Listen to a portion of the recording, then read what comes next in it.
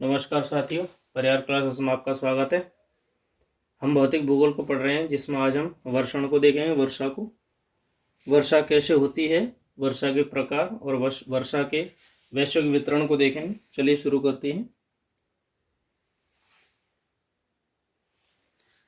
चक्रवात में पड़ी हुई जो गर्म वायु राशि है, ठंडी वायु के ऊपर चढ़ती है तो ठंडी हो जाती है। यानी कि जब गर्म वायु ऊपर ठंडी होती है तो जब उसके ऊपर जाती है तो वह ठंडी हो जाती है। भिन्न तापमान वाली वायु राशियां जब आपस में मिलती हैं तो ठंडी हो जाती हैं और गर्म अक्षांशों से ठंडे अक्षांशों की ओर चलने वाली पवनें इसी प्रकार की ठंडी होती हैं। वायुमंडल में कुछ अंश तक नमी का समावेश हमेशा रहता है, क्योंकि वायुमंडल में हमेशा कुछ न कुछ नमी बनी ही रहती है और यही नमी वायुमंडल में अधिक मात्रा में एकत्रित हो जाती है तो बूंदों के रूप में स्थल पर गिरने लगती है, जिसे ही वर्षण कहते हैं।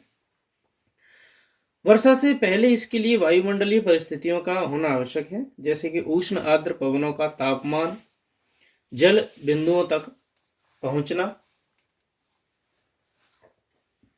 जो कि गर्म वायु होगी, जो नमी आर्द्र भी होगी और गर्म भी होगी, उसको तापमान जल बिंदुओं यानी कि जो उष्णांक बिंदु है वहां तक पहुंचना जरूरी है। जल बिंदुओं का रूप बड़ा होना तथा बादलों का बड़ा होना आदि वायुमंडल में मेघ तभी बनती हैं जब वायु पर्याप्त रूप से ठंडी हो जाए और सामान्यतः निम्नलिखित दशाओं को वायु ठंडी हो सकती है। अब क्या क्या दशाएं होनी चाहिए? एक तो धरातल पर असाधारण ताप के कारण गर्म होकर ऊपर उठकर फैलती हैं। अत्यधिक ऊंचाई पर पहुंचने से वे ठंडी हो जाती हैं। जब यानी कि लो प्रेशर होता है तो हवाएं गर्म होकर ऊपर की ओर भगती हैं और क्योंकि क्षोभ मंडल में ऊपर की ओर जाने पर तापमान घटता है, इसी वजह से जो गर्म वायु है ऊपर जाने पर ठंडी हो जाती हैं। वायु के मार्ग में यदि कोई पर्वत आ जाता है तो बाध्य होकर उसे ऊपर चढ़ना पड़ता है, जिससे वह और भी ज्यादा ठंडी हो जाती है और वर्षा का रूप धारण कर लेती है। वर्षा के कुछ प्रकार हैं। एक तो संवहनीय वर्षा, पर्वतीय वर्षा और चक्रवातीय वर्षा। सबसे पहले हम देखते हैं पर्वतीय वर्षा कौन सी होती है। पर्वतीय वर्षा जब कभी उष्ण और आर्द्र पवन को यात्रा करते समय मार्ग में कोई पर्वत या ऊंची पहाड़ी अवरोध के रूप में मिल जाती है तो ये पवन उसको टकराकर ढाल के सहारे से ऊपर की ओर ठंडी होती हैं और अपनी नमी को वर्षा के रूप में गिरा देती हैं।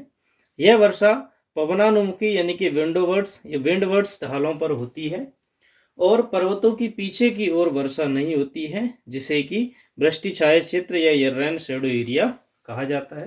यानी कि जब कोई, जैसे यहां पर हम देखते हैं कोई लो प्रेशर था यहां पे, तो यहां से पवनें उठी और किसी एरिया की ओर चलने लगी। यहाँ पर जलीय क्षेत्र था तो इन्होंने यहाँ से नमी ली और एक दिशा में चलने लगी। और यदि यहाँ पर कोई पहाड़ या पर्वत आ जाता है तो क्या होता है, ये टकराने से इसके ढाल के सहारे ऊपर की ओर चढ़ती हैं, धीरे धीरे चढ़ना शुरू करती हैं और यहाँ पर बादलों का निर्माण हो जाता है और यहाँ पर फिर बारिश होती है। यहाँ पर अत्यधिक वर्षा होगी, अधिक वर्षा। चूंकि बादल हल्के होके, हवा हल्की होके पुनः इसी दिशा में चलने लगती है और नीचे की ओर गिर जाती है, तो यहाँ पर बादलों का निर्माण नहीं होता है और यहाँ पर बारिश नहीं होती है, वर्षा नहीं होती है या वर्षा की कमी होती है। इसे ही वृष्टि छाया क्षेत्र कहते हैं।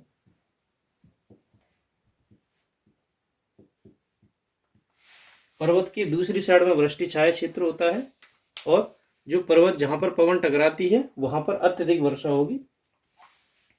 चलिए आगे देखते हैं। अगली है संवहनीय वर्षा। धरातल के असाधारण रूप से गर्म हो जाने पर उससे लगी वायु गर्म होकर फैलती है, जिससे आसपास की भारी वायु उसे ऊपर की ओर या ऊपर की ओर उठा देती है। ये हवाएं ऊपर तक उठती रहती हैं, तब तक उठती रहती हैं जब तक कि इनका तापमान ऊपरी संपर्क में आने वाली वायु हवाओं के बराबर ना हो जाए। अधिक ऊपर उठकर वायु ठंडी होती है और उसमें संघनन प्रारंभ हो जाता है। संघनन यानी कि तापमान कम होने से उनकी गुप्त ऊष्मा बाहर निकल जाती है और जो नमी के कण हैं वो पास पास आने लगते हैं और वर्षा हो जाती है। संवहनीय वर्षा का संबंध सर्वथा ग्रीष्म ऋतु के दिन के उष्णतम समय से होता है। यह वर्षा भूमध्य रेखीय क्षेत्रों में बौछार के रूप में होती है, किंतु अधिक समय तक नहीं होती है। इसे भी हम देखते हैं, संवहनीय वर्षा को भी। जैसे कि कोई क्षेत्र है, यहाँ पर है लो प्रेशर यानी कि निम्न वायुदाब, यहाँ पर है हाई प्रेशर उच्च वायुदाब। अब क्या होगा, यहाँ पर वायु गर्म होकर फैल जाती है तो गर्म होकर हवा ऊपर की ओर उठती है और यहाँ पर जो उच्च हवाएं थी वे यहाँ पर आने लगती हैं उच्च वायुदाब की, और ये हवाएं गर्म होकर ऊपर की ओर उठने लगती हैं। क्या होता है कि जब ऊपर की ओर जाएंगे तो तापमान में ह्रास होगा। ह्रास होने से क्या होगा, संघनन प्रारंभ होगा। संघनन यानी कि कण पास पास आएंगे और संघनन होने से बूंदें बनेंगी और बूंदें जब अत्यधिक भारी हो जाएंगी तो वे नीचे की ओर गिरने लगती हैं और इसी को वर्षा कहते हैं। जैसे ही ये ऊपर की ओर जाएंगी संघनन होगा और संघनन होते समय बादलों का निर्माण होगा। और यहाँ पे क्योंकि ये हवाएं आंधी की तरह चल रही हैं तो बौछार की बारिश होगी,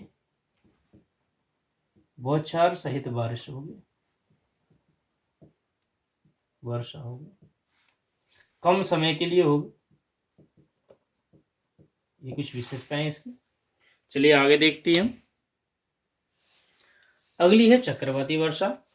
दो दिशाओं से आने वाली जो गर्म व ठंडी पवनें के मिलने के स्थान पर गर्म पवनें हल्की होने से ठंडी व अधिक घनत्व वाली पवन के ऊपर चढ़ जाती हैं तो ऊपर की ओर गर्म हवाएं ऊपर तथा नीचे के भागों में ठंडी होकर संघनन की क्रिया प्रारंभ कर देती हैं तथा वर्षा होने लगती है। इस प्रकार की वर्षा अधिकतर शीतोष्ण कटिबंधीय प्रदेशों में होती है।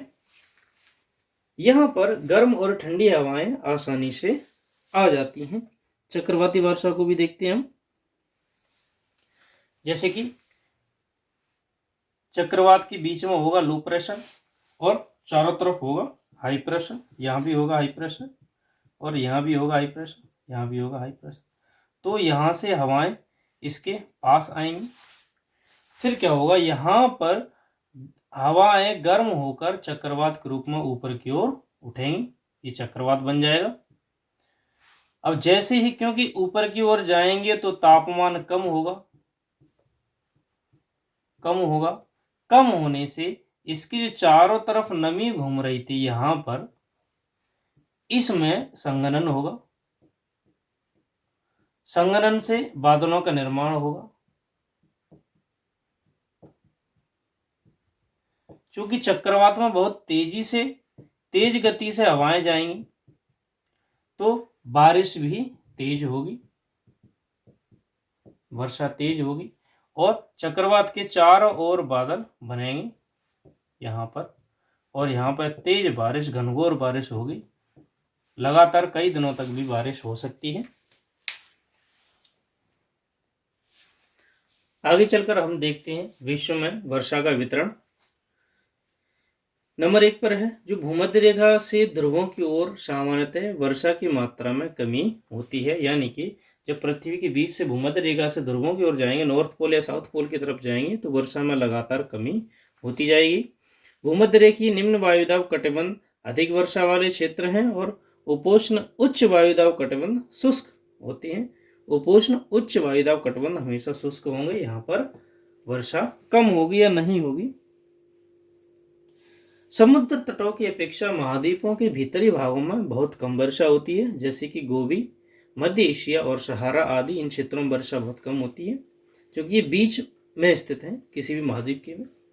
शीतोष्ण कटिबंध में महाद्वीपों के पश्चिमी तट पछुआ हवाओं के मार्ग में पड़ने से पूर्वी भागों की अपेक्षा अधिक वर्षा प्राप्त करते हैं। यानी कि जो महाद्वीपों के पश्चिमी तट हैं वे पछुआ हवाओं के सामने पड़ते हैं, इसलिए पश्चिमी तटों पर सदैव वर्षा अधिक होती है।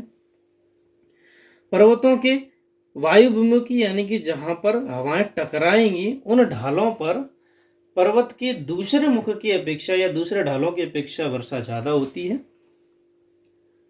विश्व में अधिक वर्षा प्राप्त करने वाले प्रदेश उष्ण कटिबंध में पाए जाते हैं। यहाँ संवहनीय तथा मानसूनी अत्यधिक वर्षा होती है।